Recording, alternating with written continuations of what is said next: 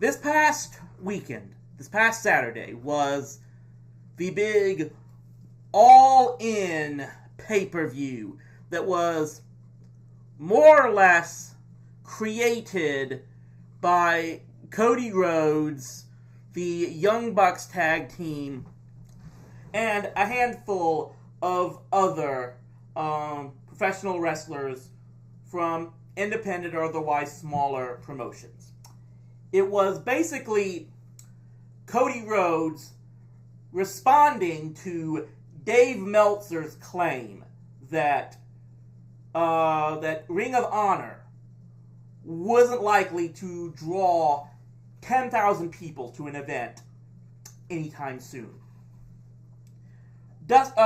Cody Rhodes took that up as a challenge, for the most part, and began to gradually develop this pay-per-view that eventually became a combination, a coalition, as it were, of Ring of Honor and particularly the NWA, along with other promotions like TNA Impact and the like. But the main thing was that both the Ring of Honor and NWA World titles were on the line in separate matches in this event.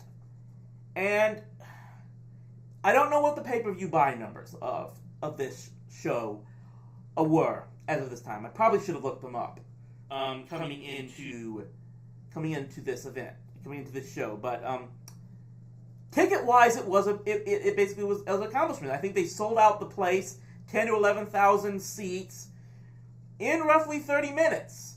I know a couple of friends of mine, Nate Milbank, Brandon Nichols, the hardcore kid, they managed to score tickets to this event and got to see it in person.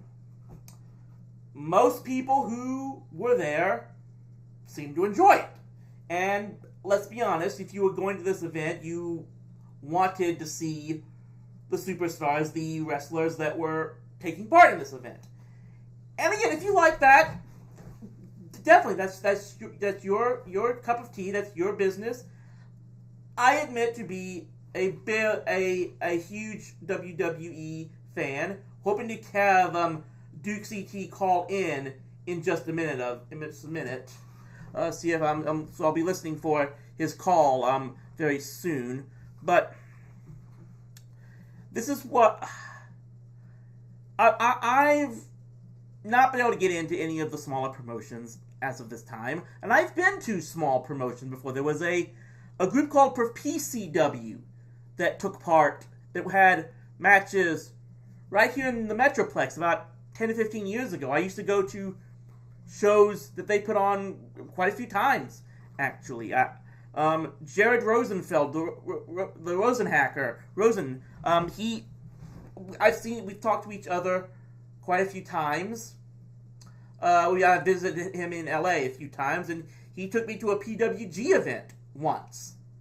And you know, it was an interesting event. Don't want to say that's a promotion that's really grown in the couple of years, and that's really impressive in my view. And yeah, I have to give Cody all the credit in the world for being able to successfully put on this event. Cody Rhodes is definitely a very smart guy. He put together his father, Dusty Rhodes, was usually could be a very intelligent booker in his own right back when he was with the NWA 30, 40 years ago. And there's a lot of talk about, for me, the idea that, obviously a lot of people want to look into this event and say that this is a threatening shot to WWE and how they could be at risk. And great to see that Writer's Block is here. Now, once again, we're just now talking about the All-In pay-per-view. And great to see him in here as well. As I said, everyone wants to talk about how that this show that's on pay-per-view is a threat to WWE's hegemony or supposed monopoly they have on professional wrestling at this time.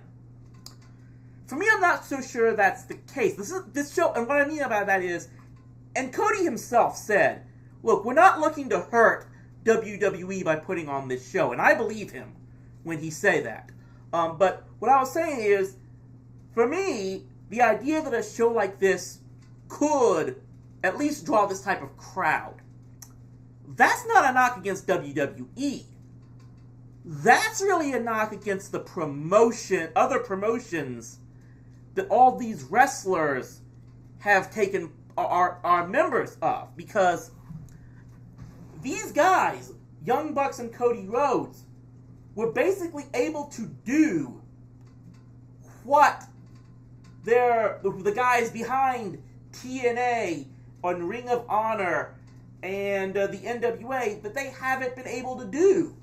And somehow Cody was able to, and the other people behind this show, what made this a success. I mean, because everyone talks about, as they've been telling me about how great the matches were in this show, but you weren't going to sell all these tickets in advance just because you just knew the matches were going to be great. There was something else here, and what basically was Cody and the Bucks and everyone else who helped put this pay-per-view together clearly did an incredible job promoting, advertising, and hyping this event.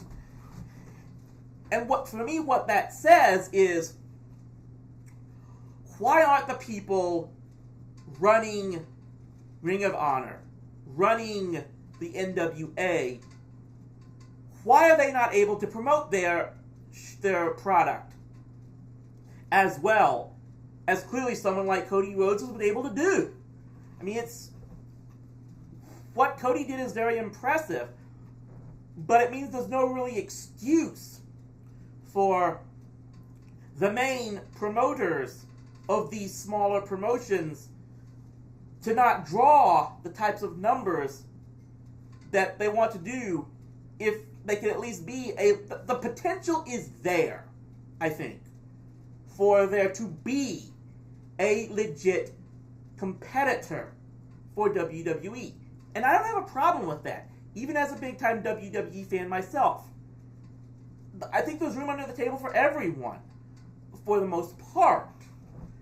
But you gotta remember, the only organization that was able to really successfully compete with WWE under its time owned by Vincent K. McMahon, and yes, Writer's Block here does have a point that Cody and the Young Bucks did have name recognition, particularly Cody Rhodes, who had experience and had first built his name in WWE.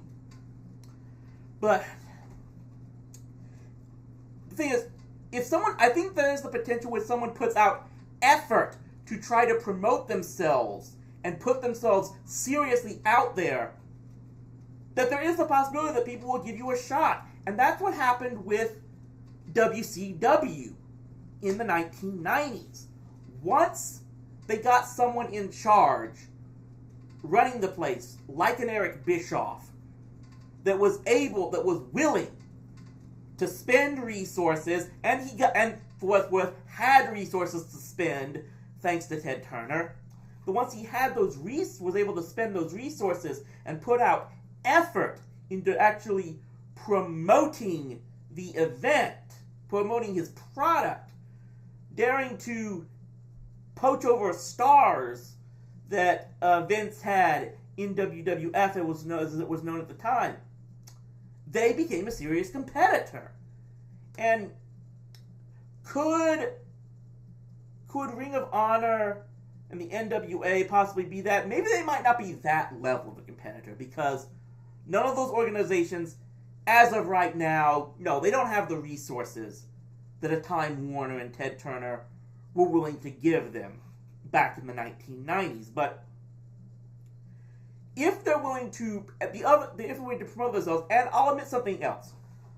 Another obstacle going through is the fact that there aren't that many television networks willing to give a major contract. Now, supposedly, there's rumors that Ring of Honor is getting a huge TV deal with someone very soon. Maybe that's the case. We'll wait and see what's going on there. But, and I said this, that I find it hard to believe that they're going to get themselves, that no one's going to get a TV deal that could really put them on any type of competitive level with WWE if they're promoting themselves as pro wrestling or make it look like they're any type of actual sport. If they don't go the sports entertainment way, I'm sorry, a TV network's not going to take them serious. They're not going to take them serious was the wrong term, and I apologize for that. I've had my battles with people using that exact term when it comes to wrestling, so that's the wrong thing to say, absolutely. But if you're not promoting yourself as sports entertainment, I don't think a network's going to really want to touch you, because there still is that stigma with pro wrestling that lives to this day. And that's something that I think that too many wrestling fans just don't understand. But regardless, there's more outlets nowadays. You've got the internet available to create. You could create your own. You could create your own promotional webs. You could build a website or YouTube channels or distributing your content via the web if you put some actual effort into getting it out there. And to me, that's the frustrating thing, is that it's not possible. It's that no one's putting out as much effort as they could. I tried to go to see some Metroplex wrestling shows here in DFW. They just don't put out any effort promoting their product. They don't even have a website. They have a Facebook page, and that's it. And again, you go back, you look at what PWG is, which is Rosen, my friend Rosen's, basically his favorite wrestling product right now. They've done a lot to put in whatever resources they have, promote the hell out of their events. The fact that they've moved out of the old Armory building, or wherever that place there was that they used to be in, that he and I went and saw a show at about a year or so ago. They're getting better facilities, bigger facilities, able to take in more viewers, sell more tickets. It's because they've been hyping themselves and promoting themselves and getting people to want to come to their product. And I think like all that Ring of Honor and the NWA have been doing for the most part is just sitting back and waiting for disgruntled wrestling fans getting so tired of WWE that they'll just start flocking en masse. But it's not going to work unless you actually start putting yourself out there and hyping your stars and hyping the product that you have and trying to tell people why they would like what you have.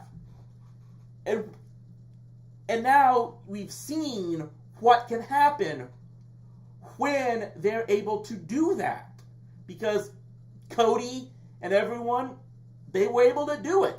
They hyped themselves because their promoters weren't willing to do it. Could this work again? I mean, obviously there was an agreement between the promoters of Ring of Honor and the NWA to do this because they allowed their titles to be featured and put on the line in this pay-per-view. I say obviously one of the big reasons for that is this was a low to no risk situation for the promotions. Because clearly in this case, the wrestlers were putting up all the money and the resources to produce this event. But now they've seen that it can possibly make money. My concern is this: that the next time they try to put on something like this, the promotions and the promoters themselves are going to want to have to be more hands-on on another such event. And that might result in it not working. I think, and the problem is, where do you go from here? It's like, now that people have seen this, I'm almost certain that I know exactly what so many of these wrestling fans would want to see next.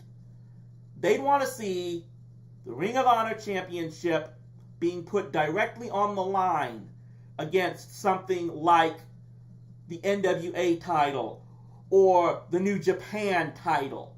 Have a title versus title unification match between a Cody Rhodes versus a Kenny Omega, or Cody Rhodes versus whoever the current Ring of Honor champion is. My apologies for not knowing who that person is at this exact time. And would two promotions agree to do something like that and agree to a match that maybe the fans would like, but one of their promotions is going to have to bite and eat the loss in the ring for that? Would their egos allow that to happen? That's what killed the AWA and World Class Championship Wrestling in the event that I've talked about before on the Wrestling Roundup, Super Clash 3 in 1988, when the AWA and World Class tried to get together and hyped a whole pay-per-view that was supposedly going to put them back on the map, and they were highlighting it with a unification match between Kerry Von Erich, the World Class Champion, and Jerry Lawler, the AWA Champion, and the place turned out to be a disaster because neither promoter, Vern Gagne or Fritz Von Erich, were willing to put the other guy over. Were willing to let their guy lose clean, even though Fritz was on the verge of selling his territory to Jerry Lawler anyway, and that's a whole other situation that maybe I'll talk about later, but that's the problem I would worry about. If you really like these small, independent wrestling promotions, if you think of it as an alternative to WWE that puts out something that you like, more power to you. I'm glad you found something you enjoy. All I will say there is you might need very cautious optimism as to whether or not something like All In can work again. Because my fear is that other people behind the scenes who let the wrestlers do whatever they wanted this time, they're going to want to have their hands in there more often the next time. And the result might not be as good. And if nothing else, I mean, I hate to be an I told you so guy, but that would be a prime example of when it would show that the other promotions, the other promoters and owners behind those promotions, they can be just as egomaniacal and micromanaging as a Vince McMahon can. And you might have to learn that the hard way, unfortunately. That's why I said, I don't want to be a Vince apologist. All I've wanted to say, more than anything else, is that just because you don't like him doesn't mean the other promoters don't behave exactly the same way. They just don't get called out for it as much as a Vince McMahon does.